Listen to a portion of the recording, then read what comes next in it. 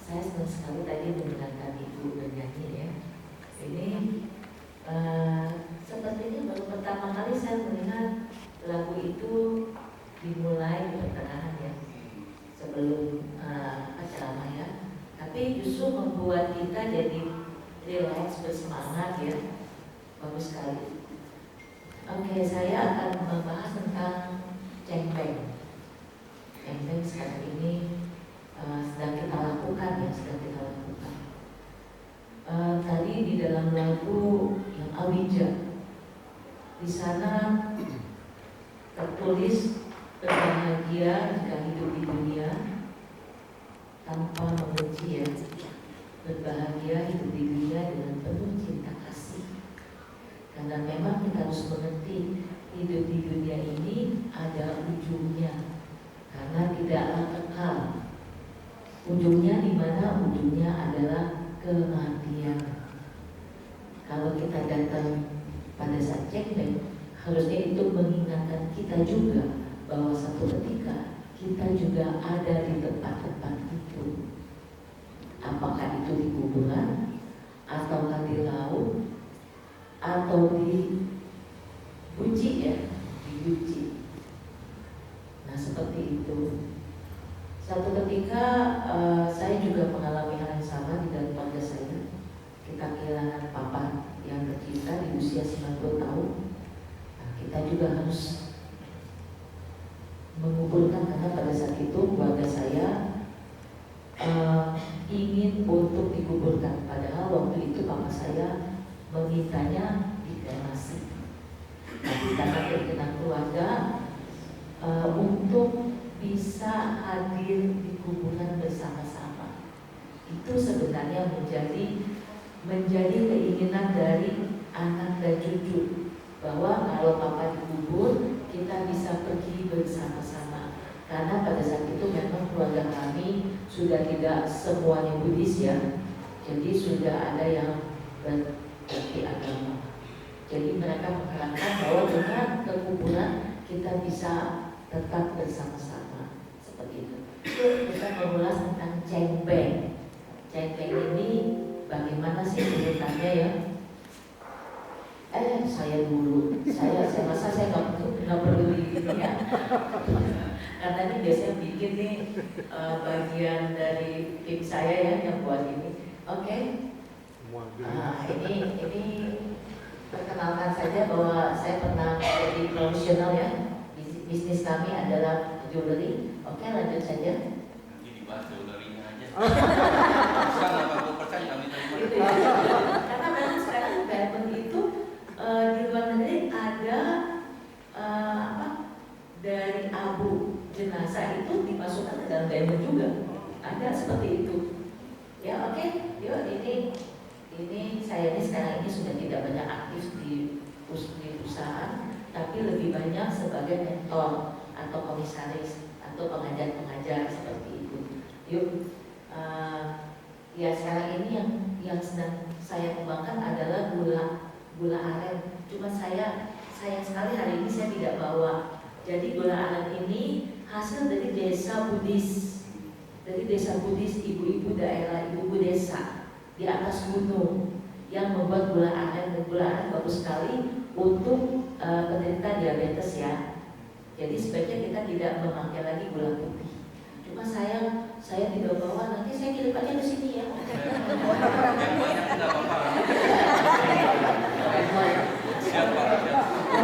Digunakan ya. Oke, yuk. Saya juga bikin untuk perusahaan training seperti itu. Yuk lanjut aja. Wah, aktivitas saat ini ketua IPSA, karena saya IPSA PDDKI ya, bersama Pak Bonijat ya. Lalu ketua Wandani, makanya saya memakai baju Wandani. Dan relawan di Balai Usaha dan Edukasi Kesehatan. Ya, ini untuk persiapan apa sih? Untuk persiapan mati, Bu. Untuk persiapan meninggal, supaya ada bekal. Gimana saat kita meninggal itu membawa bekal. Saya akan bercerita bagaimana cara saya membimbing Papa untuk meninggal. Saya akan bercerita sedikit ya. Yuk lanjut. Oke. Dan saya perkenalkan dulu, di sini saya membawa asisten pribadi suami saya.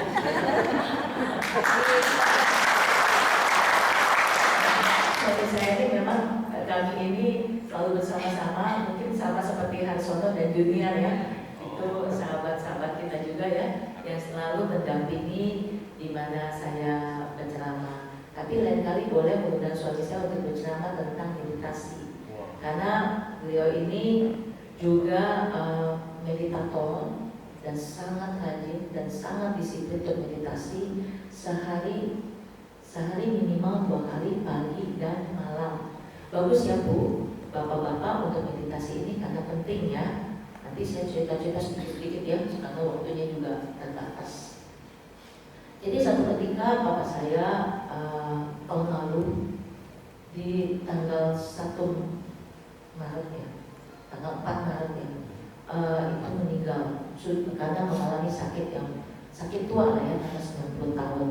Nah pada saat itu otomatis Bapak saya sebagai seorang Buddhis ya, tapi Buddhisnya tuntun,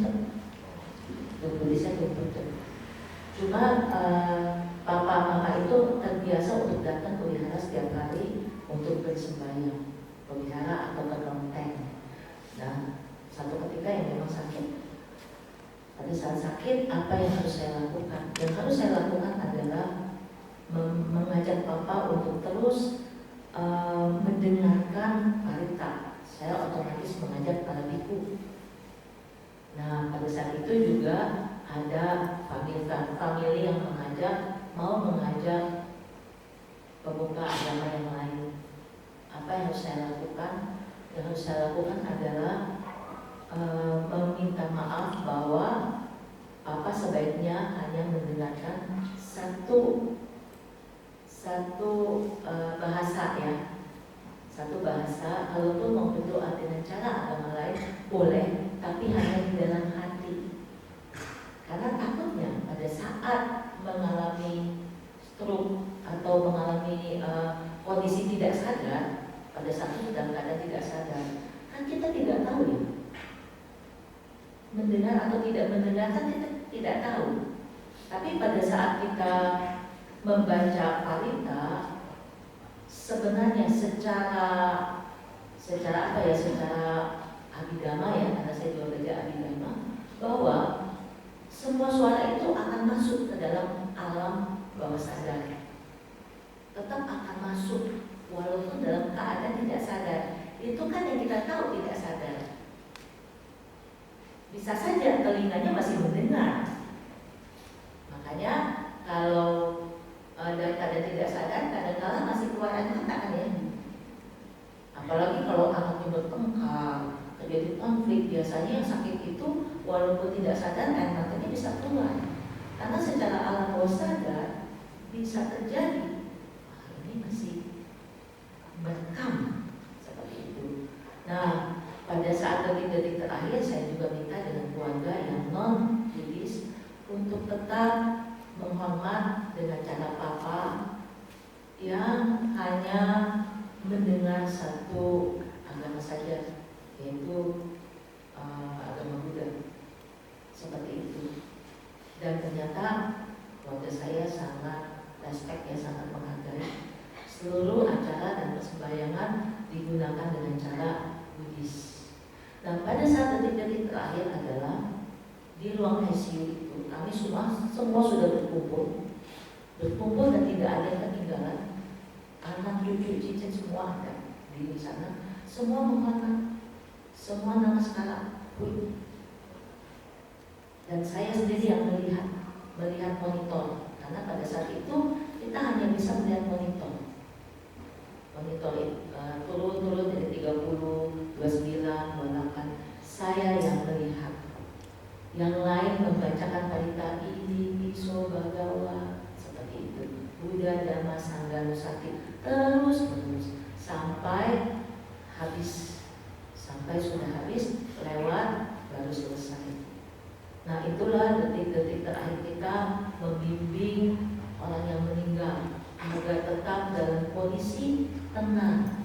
Karena kenapa? Supaya kondisi terakhir itu terekam dengan baik. anak, cucu, dan cicit termasuk mama saya, tidak ada yang menangis melaut-laut, nggak ada. Tidak ada yang menyesali, tidak ada. Boleh menangis keluar air mata, boleh. Tapi jangan sampai laut ya, sampai terdengar oleh papa saya. Jadi semua menahan.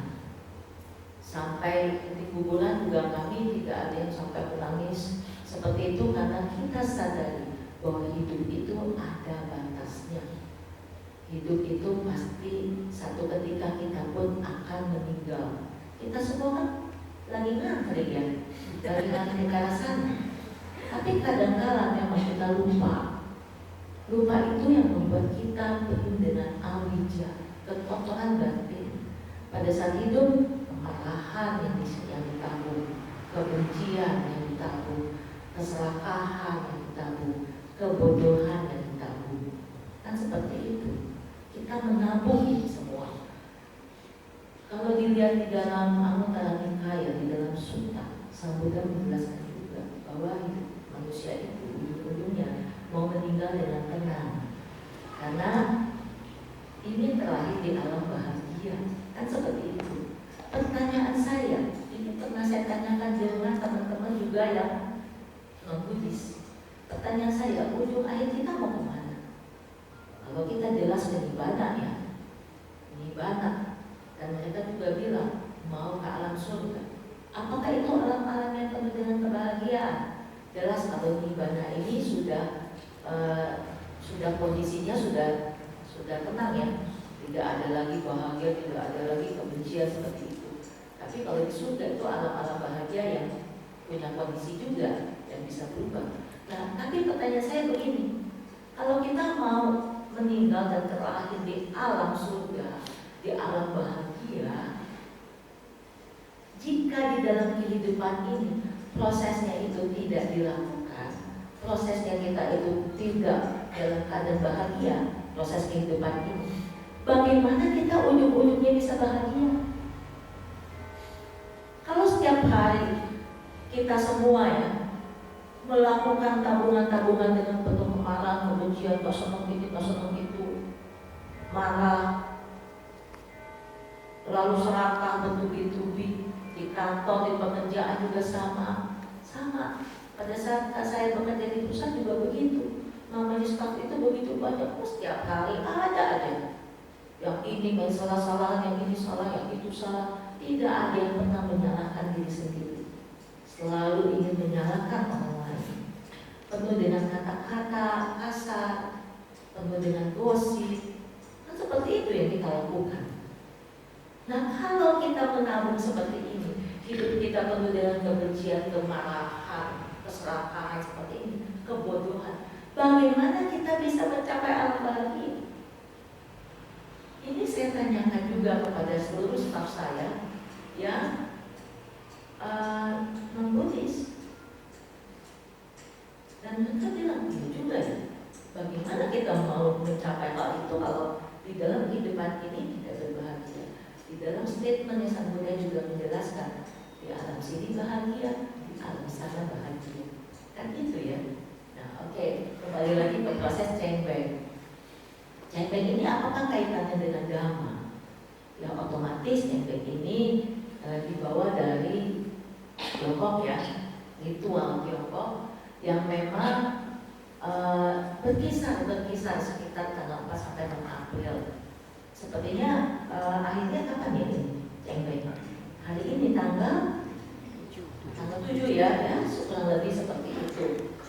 Untuk apa sih? Untuk menghormati leluhur dengan cara berziarah ke makam atau berdoa di abu jenazah ya, atau biasanya kita lakukan di tepi-tepi laut ya, seperti itu ya.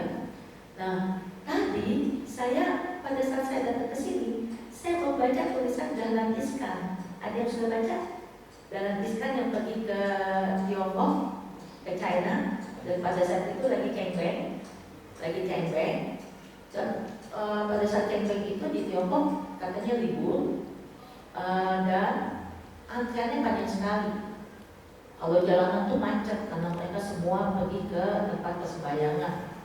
Dan biasanya kalau Cengpeng itu hari libur ini tol itu dibuka gratis karena banyak sekali yang pergi.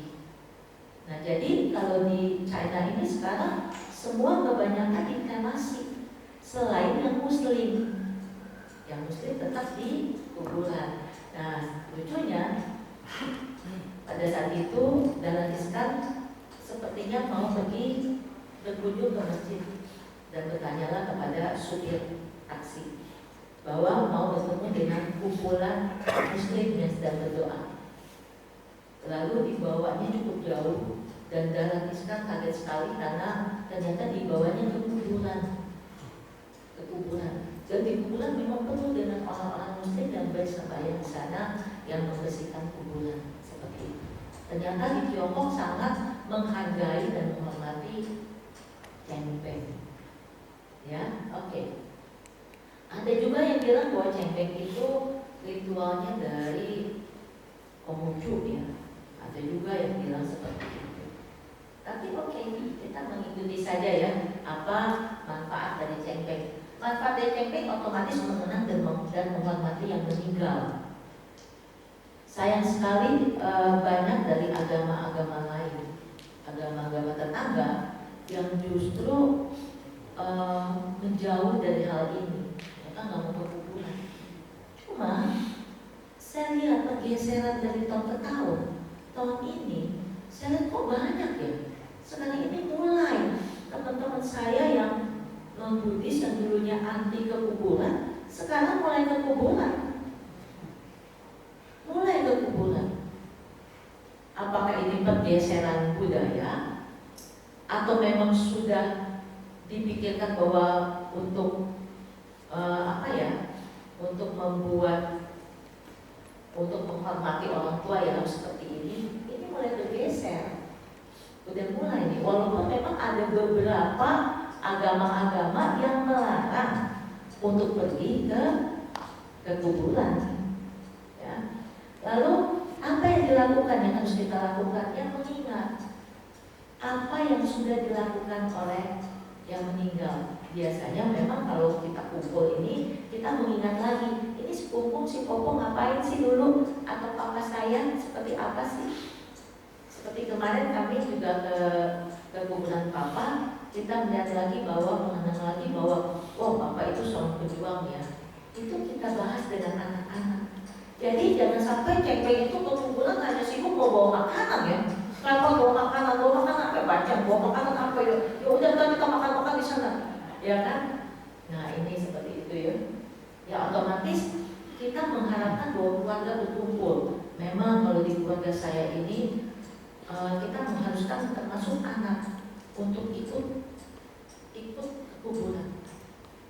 Kalau ikut ke kuburan papa saya, jadi kalau ada cucu yang tidak bisa datang hari itu, mereka biasanya menyempatkan kapan mereka bisa datang.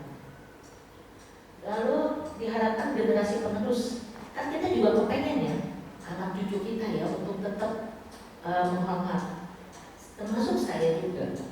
Salah satunya adalah saya bilang dengan anak saya mau kalian menjadi Buddhis sampai ke anak kalian ya, sampai ke cucu kalian ya.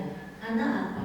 Ini dia tugasnya untuk mengingat lagi supaya bisa menjadi generasi penerus ya, yang bisa menjaga nama baik, menghormati yang almarhum ya. Nah termasuk memang kalau menurut saya manfaat cengpeng ini adalah yang paling penting, sebenarnya paling bawah juga, menjaga nama baik keluarga, menjaga nama baik bapak ibu saat sekarang ini. Maaf saya rasa di sini tidak terjadi ya. Di luar sana banyak sekali anak-anak yang memang sudah tidak menjaga nama baik keluarga, yang sudah tidak menghormat. Satu ketika saya pernah diajak teman saya di Singapura, karena teman saya ini aktivis di Singapura dan bekerja sama dengan pemerintah Singapura. Waktu itu bekerja sama dengan seperti Kementerian Olahraga dan Pemuda seperti itu. Apa yang dilakukan adalah bagaimana menghormat orang tua pada saat masih hidup dengan melakukan namaskara.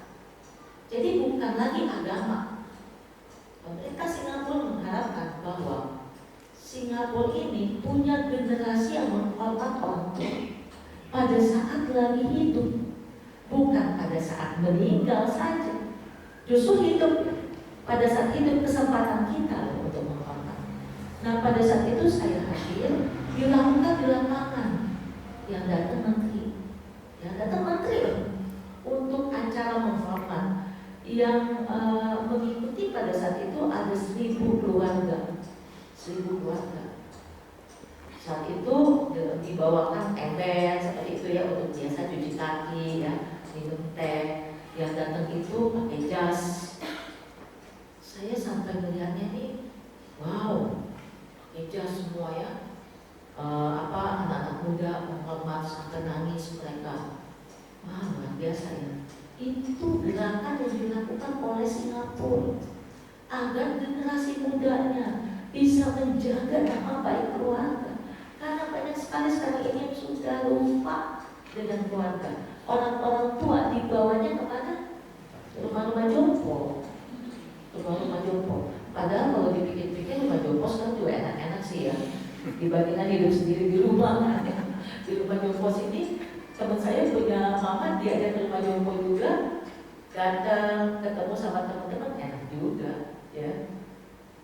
Tapi ya bagi anak-anak yang paham, otomatis tidak membawa mama kita atau orang tua kita ke rumah jompo.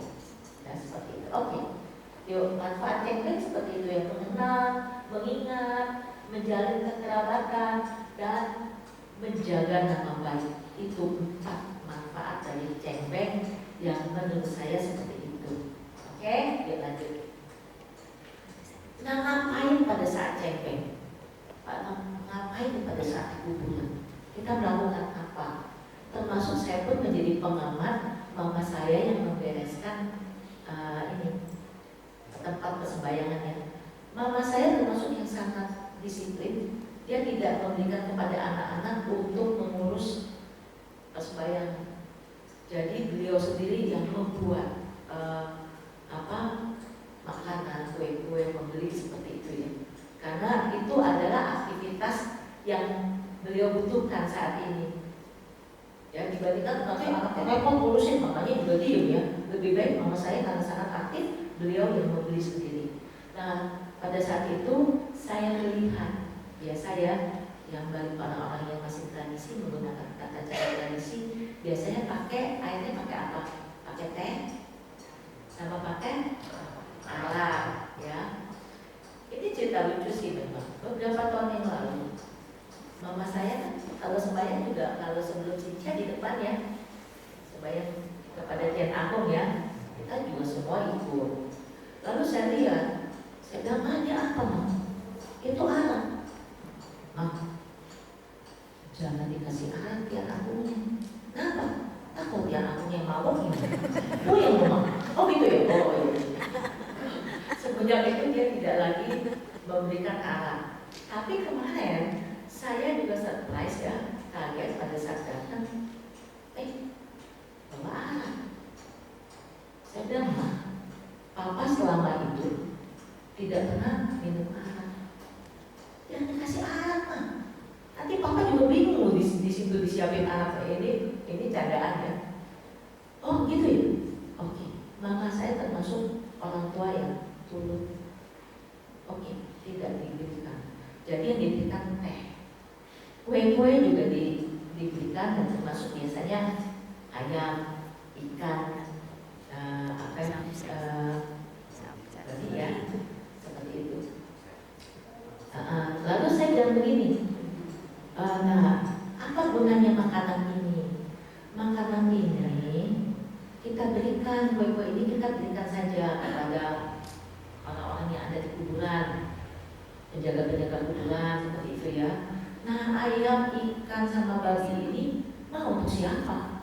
"Oh nanti kita mama masak, kita nanti makan." Mah, sebaiknya jangan dilakukan seperti itu.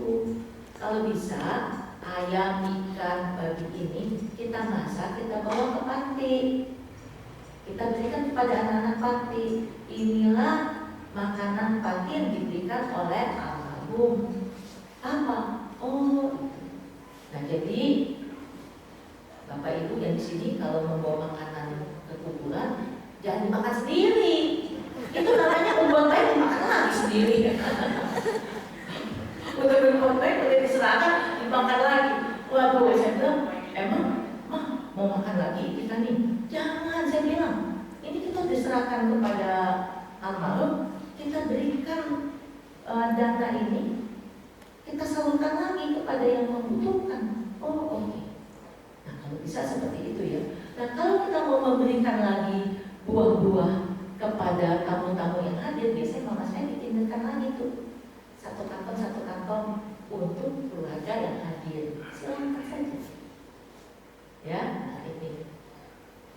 Setiap orang yang jadi yang apa yang dilakukan di Cengpeng, ya pasti kita berdoa. Biasanya seperti kemarin karena keluarga saya banyakkan Mahayana, jadi mereka menggunakan tata cara Mahayana membaca Taipei.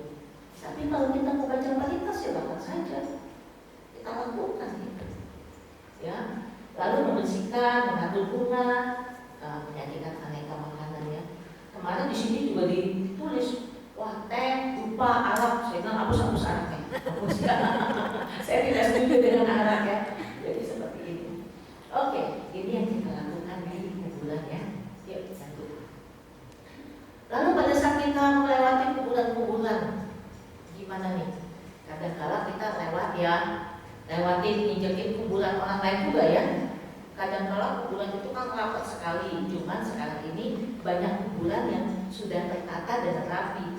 Tapi kuburan zaman lalu itu banyak kan yang masih rapat dan kita harus menginjak. Nah apa yang kita lakukan? Ya permisi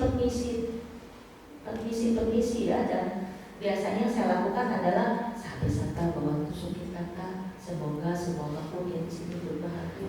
Kita juga doakan yang sudah meninggal.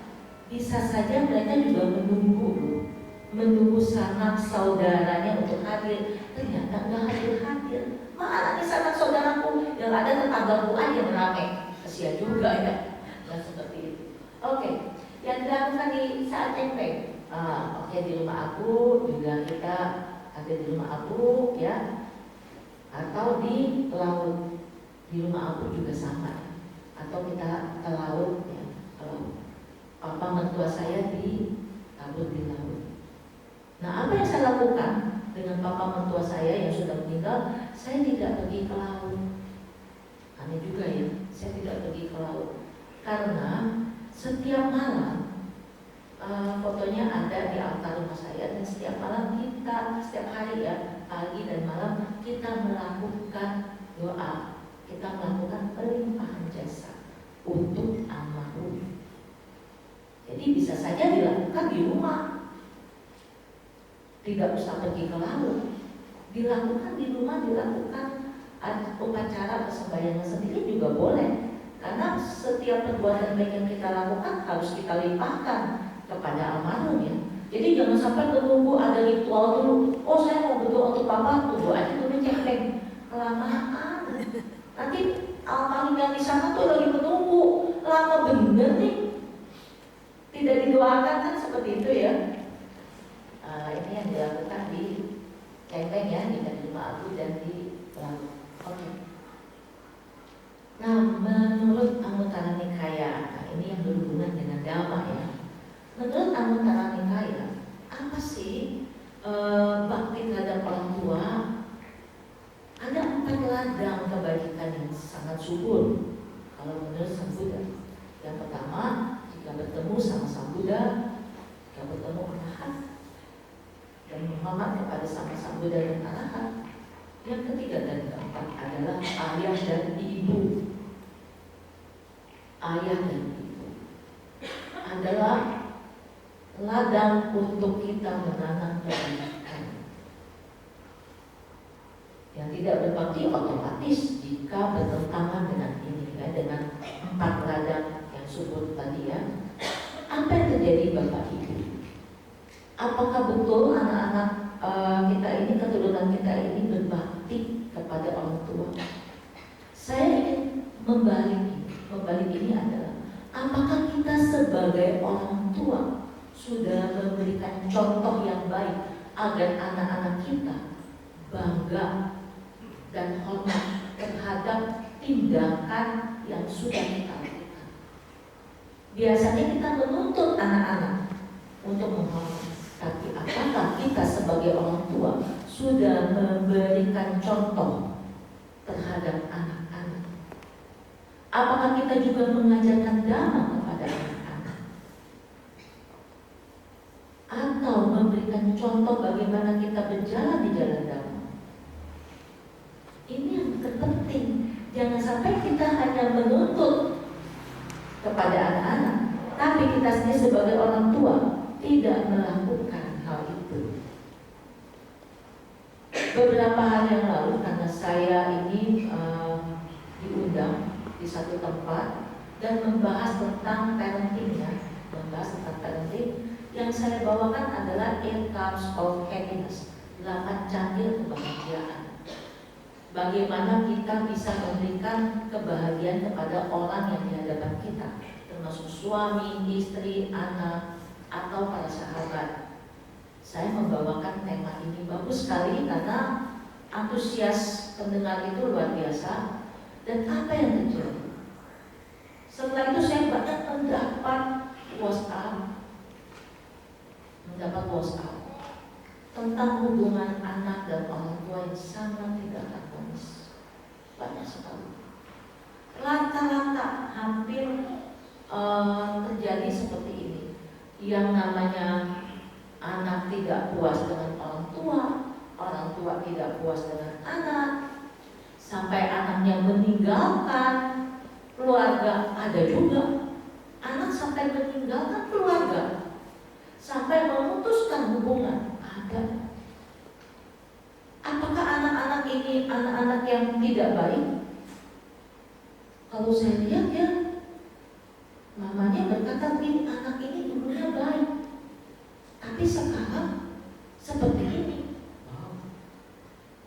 Banyak sekali Bapak Ibu. Tapi kalau dilihat, apakah orang tuanya sudah memberikan contoh? Mereka juga mengatakan, saya sudah memberikan contoh. Apa yang terjadi? Ternyata setelah saya teliti lagi, ada bagian-bagian yang tidak diterima. Maksudnya adalah anak-anak ini tidak menerima apa yang diberikan oleh orang tua, tidak merasakan, bukan tidak menerima, tidak merasakan. Apakah orang tua sudah memberikan kasih sayang itu? Mereka tidak merasakan. Mereka merasa bahwa mama begini, papa begitu. Dan kembali lagi, semua kebaikan itu akan hilang dengan satu kali keburukan. Gara-gara satu kali buruk, meledaknya luar biasa. Emosi saat ini luar biasa, gampang sekali meledak. Jangankan anak dengan orang tua ya, suami istri juga sama kan seperti itu.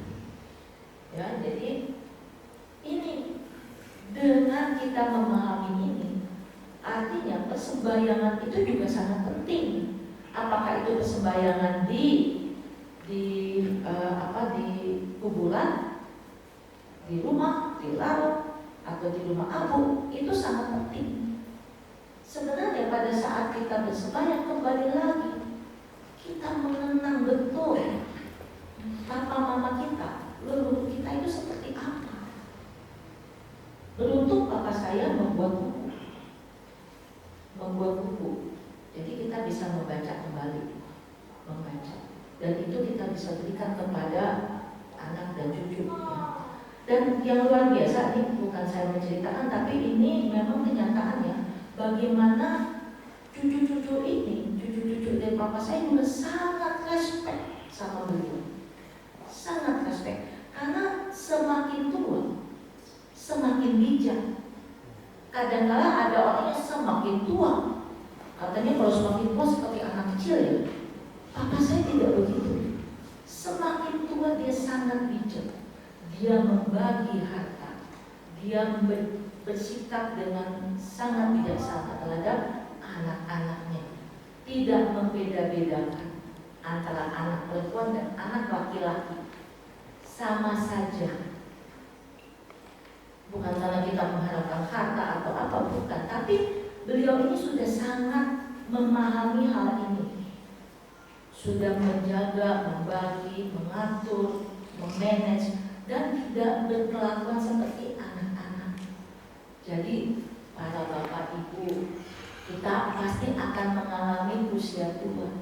Bagaimana kita juga harus berlaku seperti itu, tidak berlaku kembali lagi seperti anak kecil. Kan biasa gitu ya. Biasanya dibilang katanya orang tua itu kalau makin tua bersikapnya seperti anak kecil. Bisa kita lakukan kalau kita selalu sadar dan selalu menjaga kebiasaan dari sekarang. Kebiasaan baik ini dijaga, karena kebiasaan baik ini akan menjadi karakter baik. Kalau kebiasaan yang marah, cerewet, bawel, ya nanti semakin tua kebiasaan ini akan menjadi karakter. Iya, cerewet bawelnya ini 2 kali lipat, 3 kali lipat, seperti itu ya. Nah, kalau bapak-bapak mungkin emosionalnya contoh ya, emosionalnya pada saat muda ini emosionalnya terus ditingkatkan, otomatis kalau sudah tua semakin kesadarannya menurun, emosionalnya semakin meningkat. Nah, oleh karena itu dijaga Bapak Ibu dengan meditasi. Bukan hanya meditasi itu untuk orang tua saja, tapi juga sekarang ini generasi muda sudah diajar bermeditasi. Karena penting ya. Nah ini, oke, biar kembali diteruskan. Nah, beberapa model anak di masyarakat ya, saat orang tua hidup kita juga harus jaga. Terutama yang menantu-menantu. Jangan menganggap bahwa oh, mertuaku bukan orang tuaku, mertuaku itu adalah musuhku. Waduh, repot deh. Mertuaku musuhku. Wah, udah itu perang ya. Pada saat hidup, mertua itu orang tuaku. Tapi mertua saya meninggal, sebelum meninggal bilang begini, sangat dekat sama saya. Papi mertua sangat dekat, sangat akrab. Padahal kita berdua dengan 2 kondisi budaya yang berbeda. Saya Cina Toto abis ya, Cina Toto abis biasanya begitu dia, Cina Toto. Keluarga saya itu dari papa saya dari China. Nah, kalau suami ini Chinese juga, Tionghoa, tapi pendidikannya Belanda. Cina, Belanda biasa gitu ya. Terus orang Jawa, kalau saya orang Jakarta. Jadi kalau orang Jakarta kan biasa begitu ya, semrawut ya. Oh tuh, mau makan tidak ada aturan, mau ngapain tidak ada aturan. Kedisiplinan juga kalau di tempat saya ini walaupun tempat saya galak, tapi kedisiplinannya itu kurang. Kedisiplinannya gini, maksudnya untuk jam-jam bapak saya sangat disiplin, tapi kapan saja mau makan, mau ngapain terserah. Bapak saya sangat demokrat, bebas seperti itu. Tapi kalau di rumah mertua enggak, ada aturannya. Ada aturannya. Jam 7.30 makan, jam 7.15 belum waktunya makan. Jam 7.30 seperti itu. Tapi lucunya, saya pada saat tinggal bersama mertua 6 tahun, saya sangat menikmati ini, menikmati sekali. Dan cara makannya juga teratur di meja. Biasanya kalau kita cara makan kita itu biasanya di depan TV makan pakai tangan. Angkat kaki, kan biasanya gitu. Kalau di rumah mertua enggak, duduk, mesti duduknya mesti teratur, makannya mesti teratur, nggak boleh juga bersuara seperti itu ya. Nah, tapi saya sangat menikmati, enjoy. Karena apa? Ini dalam amunana nikaya, mertua itu adalah orang tuaku. Jadi sebelum menikah, saya pernah beradik tanahnya sebelum saya punya pacar loh dulu. Tapi saya sudah beralih tanah. Kenapa saya beralih tanah? Karena bingung, karena orang tua saya bingung, ini si Weni nggak bakalan kawin.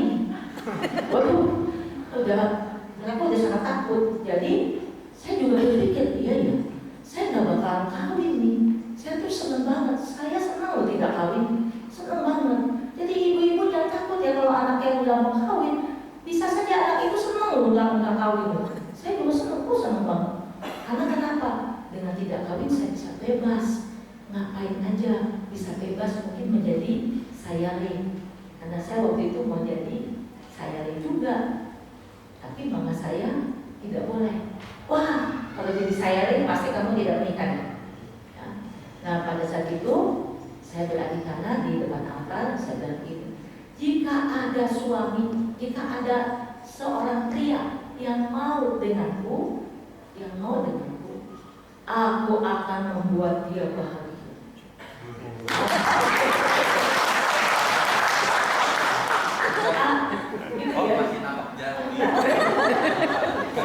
Lalu saya juga bilang, aku akan membuat keluarganya juga bahagia. Jadi kalau kita mau kawin itu sepaket, bukan cuma sama pasangan kita saja, itu sepaket sama keluarga, sama papa mama, ada adik-adik, ada cicitnya, semua sepaket, keluarganya bahagia. Tiba-tiba ya keluar ini.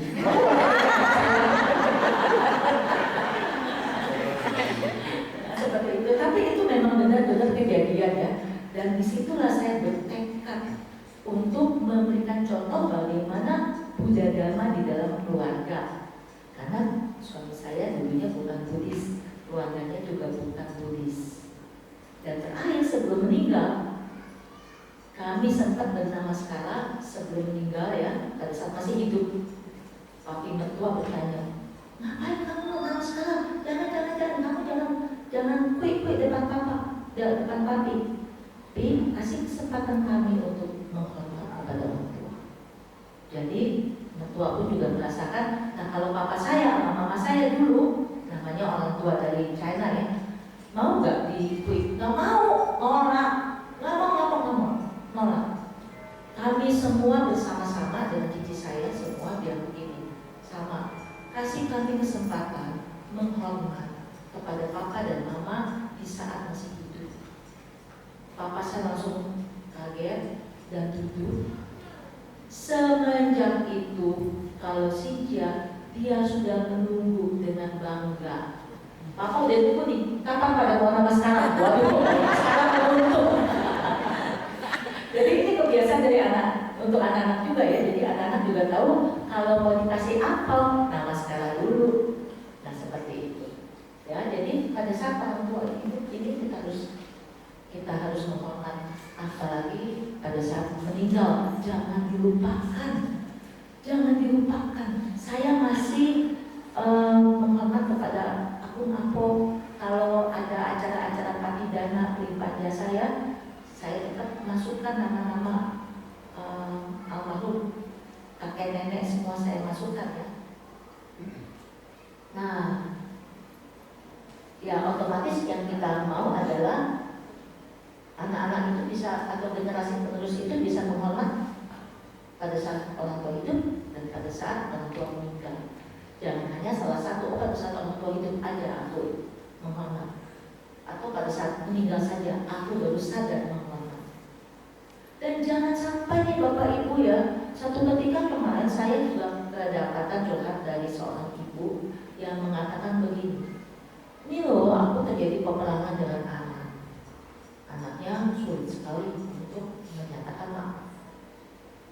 Lalu ibu ini bilang begini, kalau sampai saya meninggal saat ini, anakku akan menyesal. Nah memang banyak yang terjadi hal seperti ini. Banyak terjadi orang tua, anak-anak itu menyesal pada saat orang tua sudah meninggal, karena kurang memberikan perhatian kepada orang tua pada saat hidup. Apalagi pada saat hidup ini penuh dengan emosi. Pada saat meninggal baru sadar, oh aku sudah kehilangan orang tua, papa dan mama.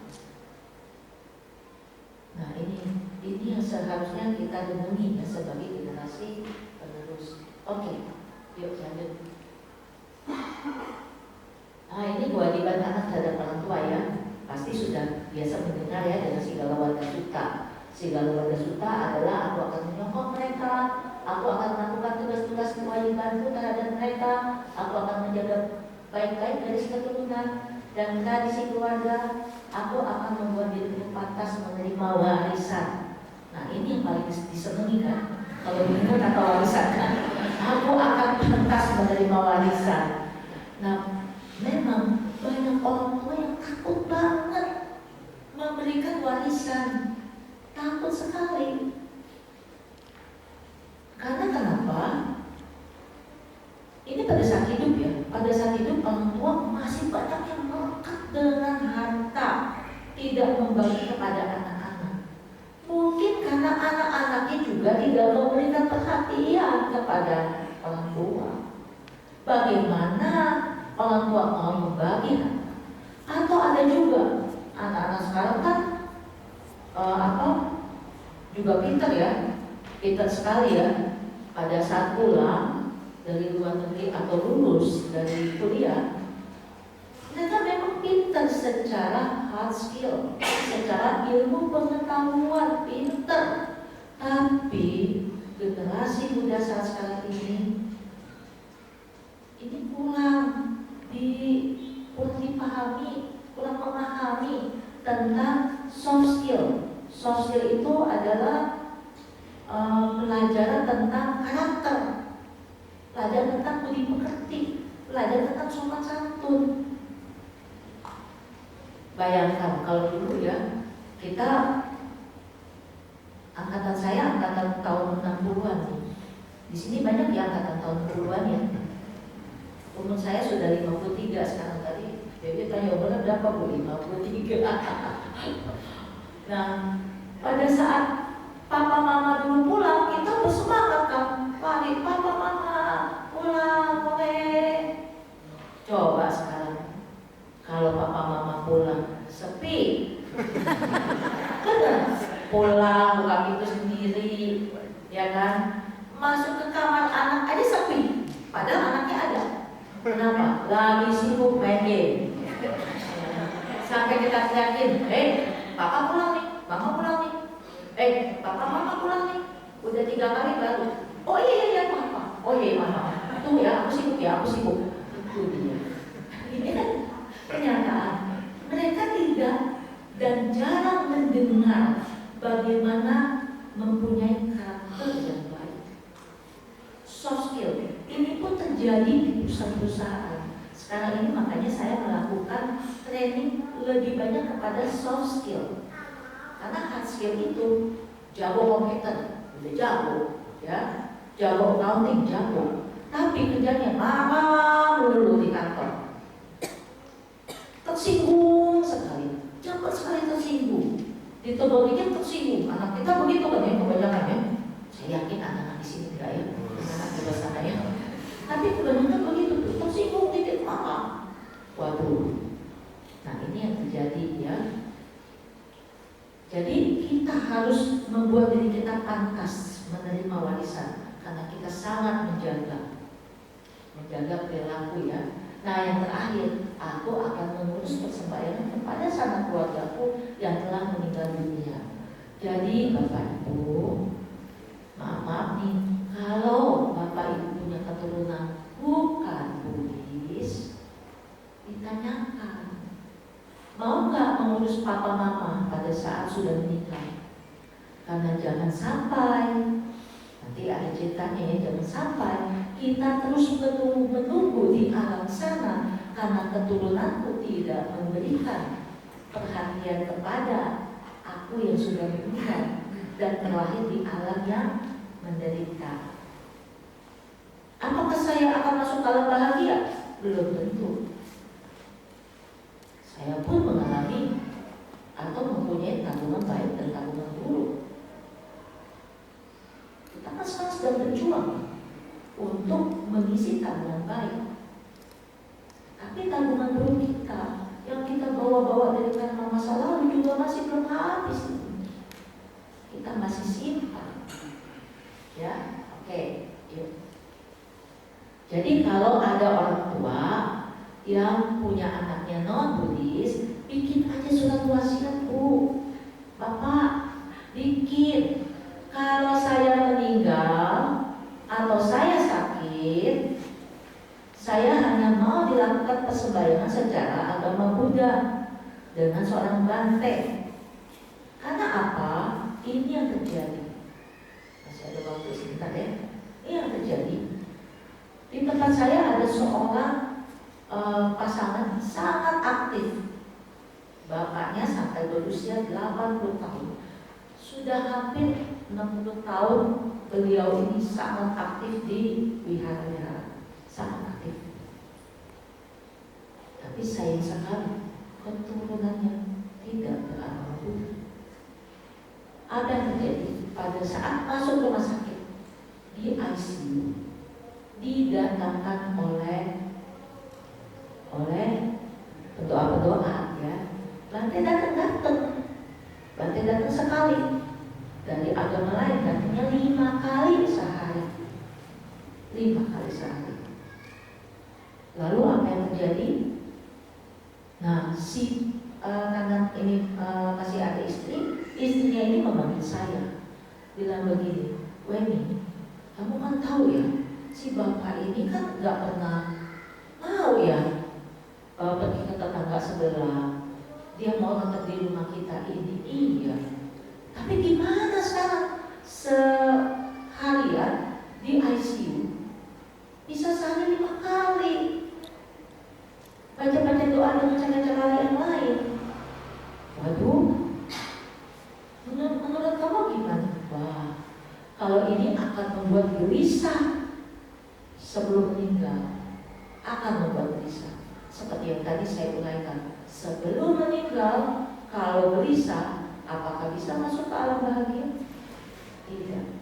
Lalu saya panggillah keluarganya, anak-anaknya bersama familinya. Om tantenya datang. Saya bicara seperti ini. Kalian sebagai seorang non-Buddhis tahu nggak bahwa papa kalian ini sedang dalam kondisi tidak sadar? Tapi bukan berarti tidak mendengar. Papa kalian selama hidup selalu taat dengan ajaran Buddha. Tapi sekarang kalian berusaha membelokkan dengan ajaran-ajaran kalian. Sekarang saya mau tanya, kalau kalian yang tidur di ranjang itu, dan saya datang sehari 5 kali, dan saya membacakan doa dengan ini, kalian dengar ya, Namo Tassa Bhagavato Arahato Samma Sambuddhassa. Sehari 5 kali, kamu mau nggak? Ya, nggak mau juga ya. Oke. Sekarang kenapa kamu paksakan ini terhadap papa kamu? Tapi saya boleh dong berdoa, boleh. Kalian boleh berdoa, tapi boleh nggak berdoa di dalam hati, bukan memakai ini. Karena papa kamu berbeda agama. Jangan sampai dia gelisah dan marah. Pertanyaan saya bertanya dengan keluarga ini. Kalau menurut kamu papa kamu akan meninggal nggak? Dia akan meninggal. Kamu mau meninggal papa kamu dalam keadaan tenang dan bahagia atau bagaimana? Dia tenang bahagia? Tidak. Dia tidak tenang dan bahagia karena dia protes. Protesnya gimana? Gini. Namanya orang yang sudah terbiasa pelihara, biasa baca parita. Apa ya, kita baca parita tanpa buku ya. Iti piso bagawa alam sama sampudu. Kalian nyanyi-nyanyi atau kalian membaca doa, lupa. Dia lupa. Iti piso bagawa alam apa ya? Lupa saya. Lagi ingat-ingat dia kan berisik-berisik. Ini apa sih mengganggu aku banget berisiknya? Apa sih? Jadi kan perhatiannya keluar ya. Pada saat nyari biasanya kalau nyari apa sih ini? Iti piso bagawa ini seperti kita lakukan loh. Saya juga begitu loh. Biasa baca kalam yang masuk tak satu ketika bisa blank. Apa ya? Kita terus mencari. Pada saat mencari kita kesal juga ya. Kok nggak dapet apa sih? Meninggal, seneng atau marah? Marah. Itu kalau marah masuk neraka. Wah serem juga ya tante ya. Kalau gitu kita jangan panggil lagi. Jangan panggil lagi baca-baca ajaran agama lain ini bagus. Jadi boleh masuk hanya satu orang saja, para biku. Semenjak itu keluarga ini tidak lagi memanggil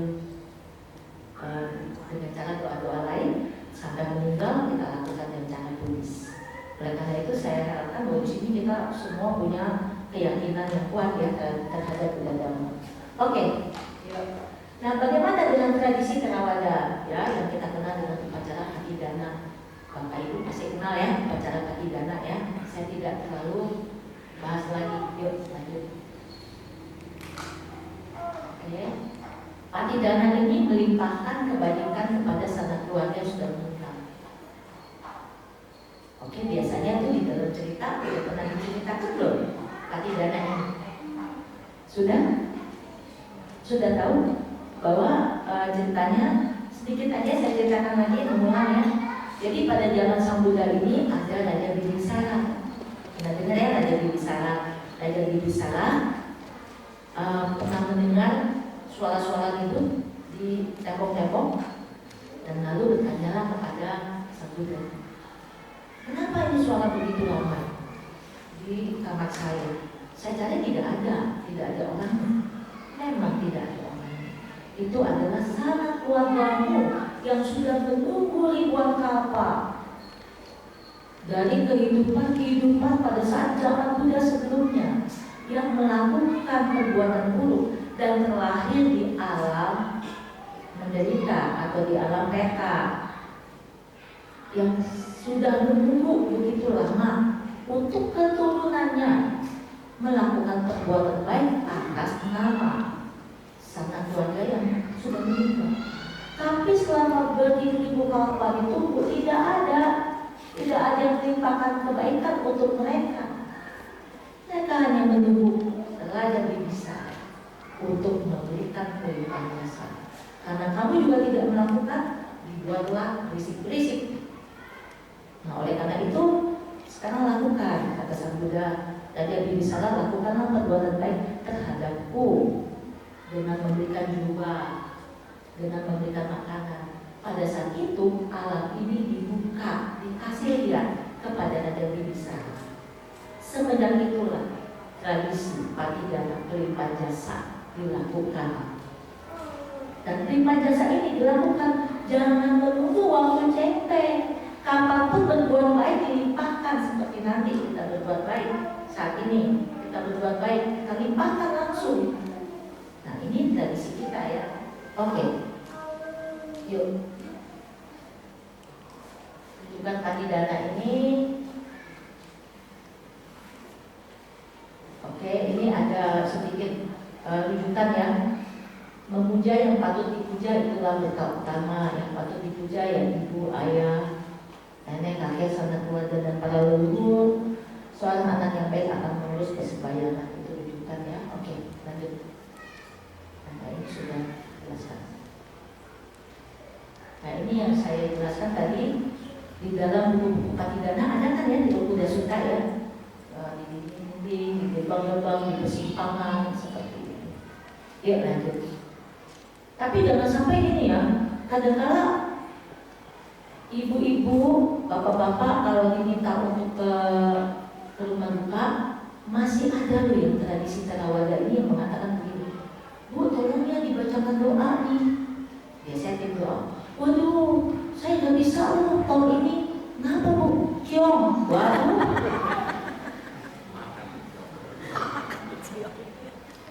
Saya pun juga sama, saya kan juga punya sio ya. Pernah mama saya bilang begini, kamu sio lo tahun ini, sio kamu tahun ini, sio saya kan sio Buddha waktu itu ya. Saya bilang, Ma, kalau kita berbuat baik, kita gak ada teman ciong, Ma. Namanya ke rumah duka, itu kita berbuat baik untuk amalmu. Oh gitu ya. Jadi saya termasuk yang nggak mikirin masalah ciong, karena apa? Saya juga kawin sama dia katanya juga ciong, bedanya 6 tahun katanya ciong. Tapi ya oke aja. Itu kan semua tergantung dari pikiran ya. Kalau pikiran kita mengatakan ciong, pada saat kita terseduduk pintu aja, wow ini karena aku ciong. Kan gitu ya. Nah ini terjadi, pernah di satu tempat keluarga duka ini menelpon saya dalam gini, Bu, minta tolong Bu, itu minta tolong kamu ke WH ini, itu tim doanya nggak mau Bu, kenapa? Itu karena mereka cium, ya, waduh, ya udah saya berangkat. Jadi cium itu tergantung pikiran kita. Kalau pikiran kita baik, kita lakukan. Lalu ada lagi kalau di rumah duka ya, kalau mau tutup peti, biasanya ya kalau mau tutup peti dulu zaman dulu kita disuruh nangis. Masuk saya juga dulu begitu. Ini mau tutup peti, kamu nangis. Waduh, dulu kan bisa pakai ini kan, bisa panggil cheerleaders yang nangis ya, wah nangis, oh saatnya nangis, oh nangis. Sekarang saya bilang, ya karena dulu kan diketok ya, dor supaya tidak dengar buat besar semakin besar ya. Nah sekarang nggak pakai diketok, dilem, nggak dengar kita juga. Yang penting kita menghormat, bukan dengan tangisan. Saya harapkan bahwa Bapak Ibu jangan membuat yang meninggal itu menjadi susah dengan tangisan yang meraung-raung. Saya masih punya keluarga yang pada saat mamanya meninggal tuh menangis dengan meraung-raung. Kita sampai bingung, kamu ngapain nangis sampai meraung-raung ya? Mau ngapain? Kita tidak bisa melakukan apa-apa. Tangisan itu tidak bisa membuat menjadi lebih baik. Lebih baik yang kita lakukan adalah ahli dana, baca parita, melimpahkan jasa, seperti itu, ya. Oke, yuk lanjut. Atau ada juga yang kalau misalnya mau masuk peti atau keluar peti, ada keluarga ya mau keluar peti dari ruangan duka, itu kabur. Saya tanya, ini kemana kalau itu takut ngelihat peti keluar? Lah, mau kalau saya sendiri dulu tipenya memang juga penakut ya, tapi karena kondisi saya harus datang melihat sebelum ditutup peti, malah saya lihatin petinya ini udah cocok atau enggak. Sebelum tutup peti, melihat jenazah, ya akhirnya ya memang itu yang membuat kita merenung dengan kekuburan dan melihat ke rumah duka harusnya menjadi perenungan kita bahwa satu ketika kita akan ada di sana.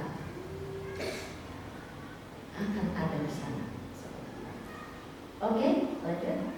Ini yang kita tadi bicara cara melakukan patidana yang biasa tahu ya, dengan air ya, tuang air, yang lalu mengucapkan tidawon, artinya mutu, artinya semoga himpunan jasa ini melimpah pada sana keluarga. Jadi parita patidana itu bagus sekali kalau kita bacakan juga ya di rumah. Oke, lalu memakai penolongan air ini saya rasa tidak perlu. Lanjut aja.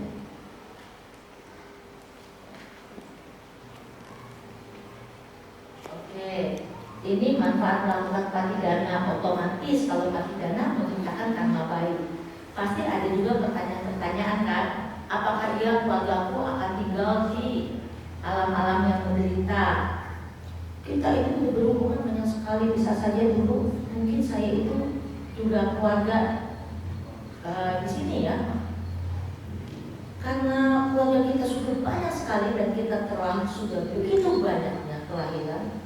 Bisa saja memang keluarga kita masih ada dan tidak pernah kosong alam-alam yang menderita. Oleh karena itu lakukan terus-menerus pelimpahan jasa, ya.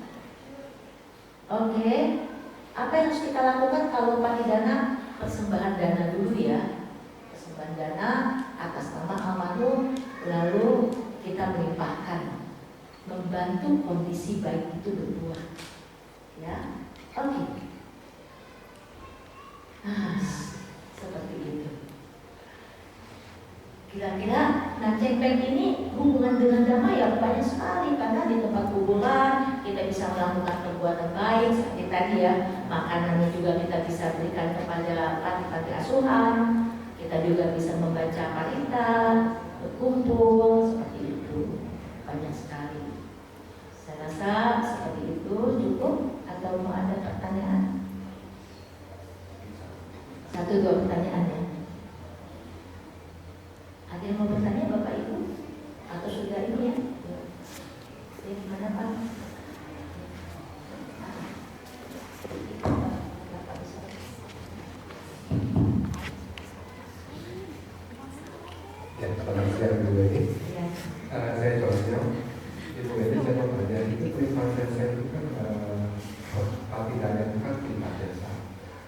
ketika pati dana itu ada nilainya, ada misalkan ada paket karuna metal itu sekian-sekian. Nah, dengan yang dana sukarela, apakah ini sama nilainya? Maksudnya nilai spiritualnya ya?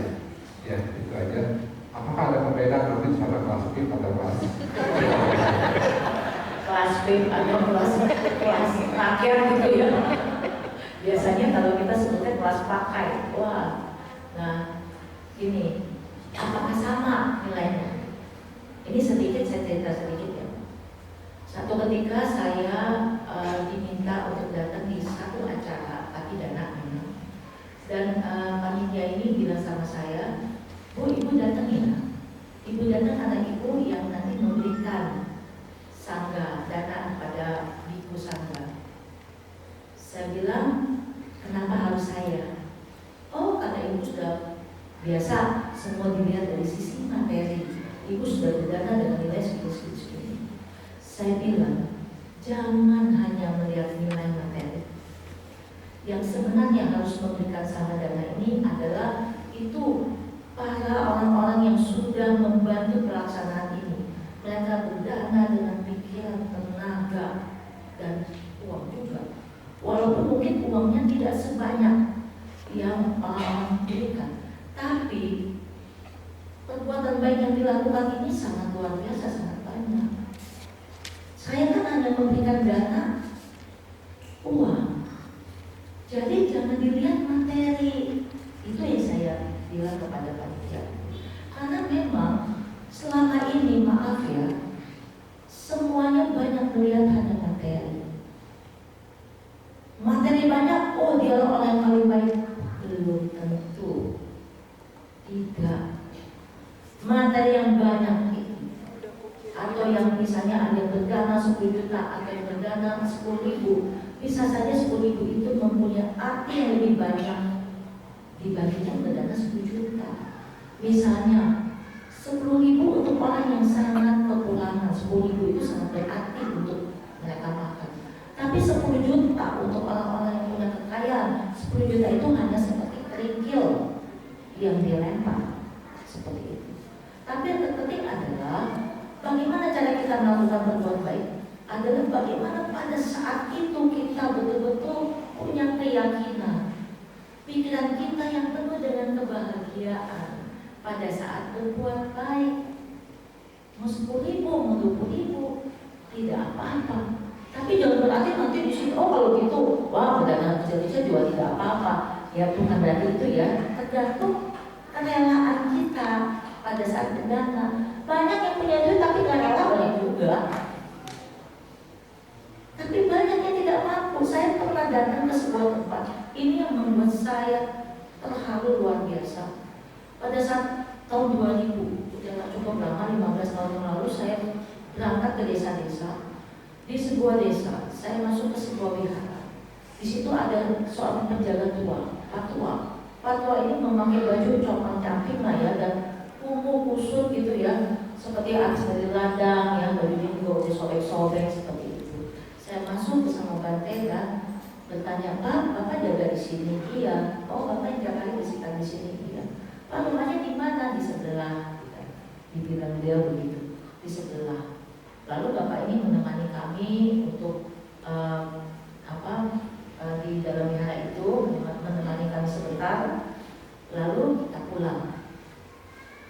Di perjalanan, Bante bilang, "Bu, Ibu tadi lihat kan rumah yang di sebelah kan?" "Iya, Bante. Saya tadi memang membuka pintu. Jadi ada tembok, ada pintu, kita bisa melihat ke samping." "Saya lihat, Bante. Mau tahu, Bu? Itu kan rumah si patua itu kan?" "Iya. Itulah patua yang berdana tanahnya untuk wihara." Saya sampai merinding. "Hah? Yang benar, Bante?" "Iya. Rumahnya lebih kecil, tanahnya lebih kecil dibandingkan tanah wihara dan bangunan wihara." Oh, luar biasa. Banyak sekali orang-orang yang punya kekayaan batin dibandingkan kekayaan materi. Kekayaan materi itu gampang habis. Kalau saya mau cari kekayaan materi, saya belum berhenti bekerja, Pak. Saya masih akan terus mengejar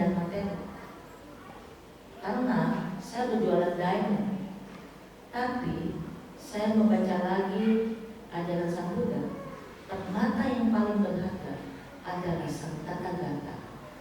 Itulah yang membuat saya memahami bahwa ini bagaimana batin kita yang baik pada saat berdana, batin kita yang punya ketulusan, batin kita yang berbahagia pada saat berdana. Bukan hanya menunjukkan nama saya ada di mana ya?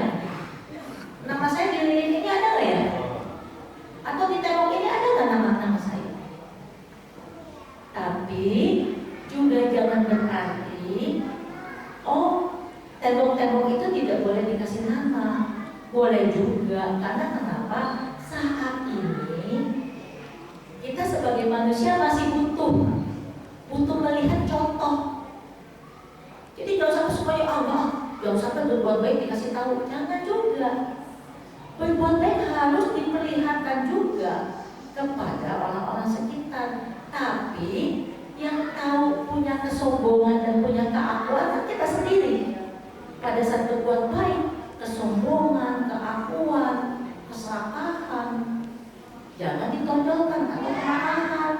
Kemarin gini ya, pada saat berbuat baik dia bilang ya, itu makanan saya kenapa tinggal dimakan banteng? Lah, banteng udah banyak bener makannya. Sesendok aja udah penuh ya. Kadang-kadang malu. Ini pernah kejadian. Bawa makanan ke banteng, penuh dengan makanan. Ini makanan tidak diberikan, malah sama panitia dan orang ini yang menelpon saya. Itu makanan saya udah capek-capek datang. Makanan saya tidak diberikan kepada banteng. Saya pikir-pikir banteng kesian juga ya. Tadi saya makan nasi uduk setengah aja, itu udah penuh banget ya. Ada makanan begitu banyak. Nah ini kan kerelaan lagi dari sisi berdana seperti itu. Oke, saya rasa cukup ya Pak. Udah cukup atau masih ada lagi? Iya, mungkin satu pertanyaan lagi seperti tadi kesepakatan awal. Oke, kalau ada? Baik, terima kasih Bu Wendy, Mbak Daya, saya Jenny. Senang sekali dengan sharing dharma dari Ibu hari ini. Kita bisa belajar dari mana saja, Bu. Termasuk cerita Ibu, pengalaman Ibu dan banyak hal yang Ibu uraikan hari ini. Yang saya masih ingin tahu adalah bagaimana dengan kisah tadi yang Ibu merasa bahwa dia sudah memberikan kasih sayang dan lain-lain, tapi itu tidak dirasakan sama anaknya. Mungkin bisa lebih diuraikan bagaimana akan lebih baik hubungan orang tua dengan anak yang seperti apa. Yang kedua, tadi memang kalau dari sisi ibu yang diberikan kesempatan untuk memberikan modana gitu, tapi kalau kita PR pengurus berarti memang saat ini kan memang selalu yang ditonjolkan adalah dari sisi materi. Selalu yang diberikan kesempatan adalah pasti yang dengan materi besar. Nah, PR pengurus adalah bagaimana menjelaskan itu supaya bisa diberikan kesempatan kepada umat ini. Terima kasih. Untuk masalah tadi lebih kepada parenting ya, karena pembahasannya cukup panjang, tapi memang saya membahas tentang 8 cups of happiness, 8 cangkir kebahagiaan. 8 cangkir ini adalah bagaimana cangkir-cangkir ini harus kita isi, dan kebanyakan cangkir-cangkir ini kosong, sehingga membuat cangkir-cangkir ini karena kosong, inilah yang dirasakan oleh pasangan atau oleh anak-anak kita.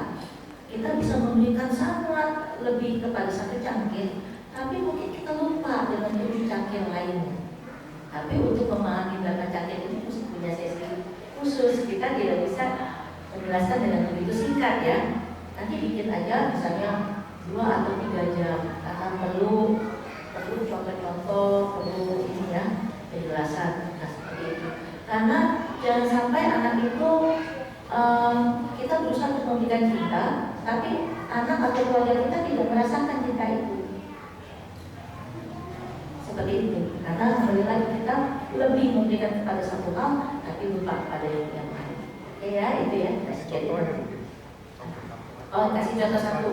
Ya mungkin satu hal, kita datang misalnya memberikan misalnya hadiah kepada anak kita. Biasa kan begitu ya.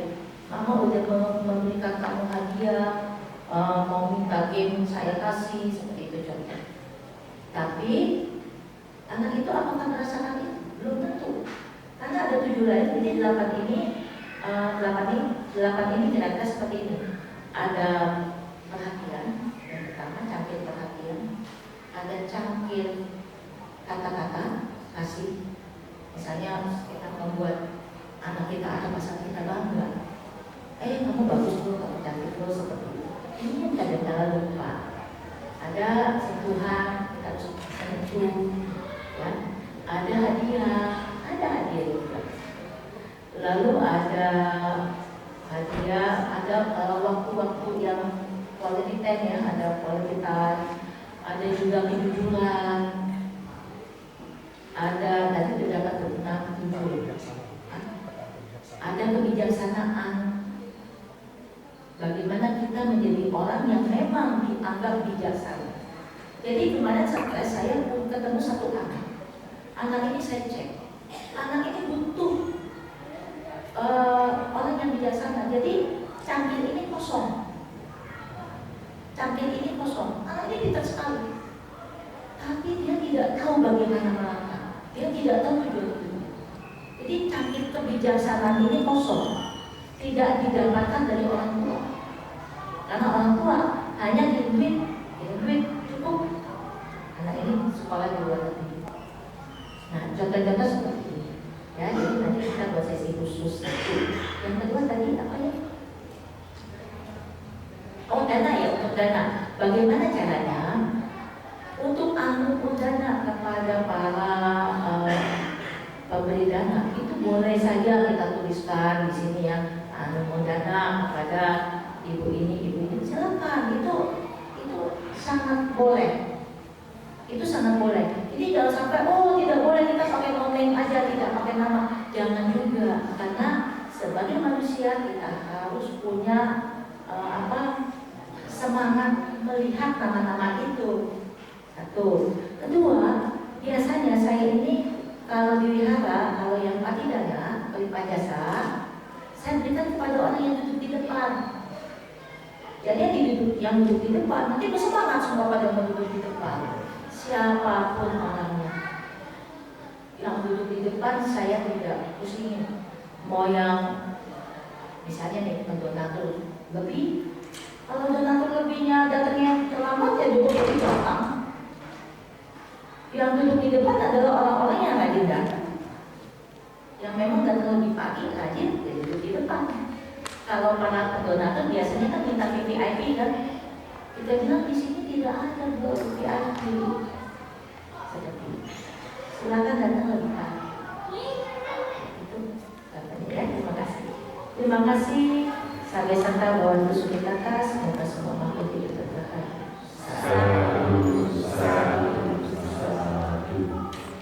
Ya, Bapak Ibu demikian saya dari